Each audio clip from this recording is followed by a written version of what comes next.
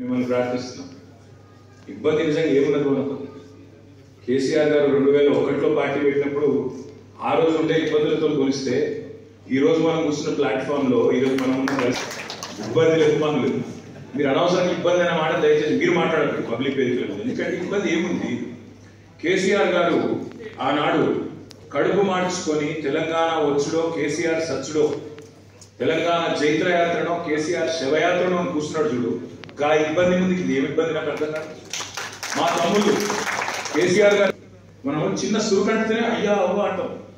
ఒంటి మీద పెట్రోల్ పోసుకొని భగభగ మండుతుంటే వాళ్ళు పోలీసుల మీద దొరికింది చూడు. ఒక ఇబ్బంది ముందు ఇది ఏమి ఇబ్బంది? ఇబ్బంది అనేది లేనే లేదు. మళ్ళీ చెప్తున్నా, అదో లొట్టపీస్ కేసు, వాడో లొట్టపీస్ ముఖ్యమంత్రి, పీకేసీ లేదు. కాబట్టి మీరు ఎవరు ఆ మాట మాట్లాడారు. ఇంకొక మాట కూడా నేను చెప్తాను. ఇబ్బంది అంటే కేసీఆర్ గారు పార్టీ పెట్టినాడు అగమ్య గోచరం. తెలంగాణ వస్తుందో రాదో తెలియదు. మజిల్ పవర్ లేదు, మనీ పవర్ లేదు, మీడియా పవర్ లేదు, తెలంగాణ సమాజం ఒకటిగా లేదు. అట్లాంటి పరిస్థితుల్లో, అగమ్య గోచరమైన పరిస్థితుల్లో ప్రజల కోసం, తెలంగాణ రాష్ట్రం కోసం తన జీవితాన్ని అంకితం చేసి ఆఖరికి సావు నోట్లో తలబెట్టి తెలంగాణ తెచ్చిన నాయకుడు కేసీఆర్. అట్లాంటి కేసీఆర్ తయారు చేసిన సైనికుడిగా, కేసీఆర్ రక్తం పంచుకొని పుట్టిన బిడ్డగా ఇది ఇబ్బంది కానే కాదు. ఉజ్వల కూడా బాధపడాల్సిన అవసరం లేదు.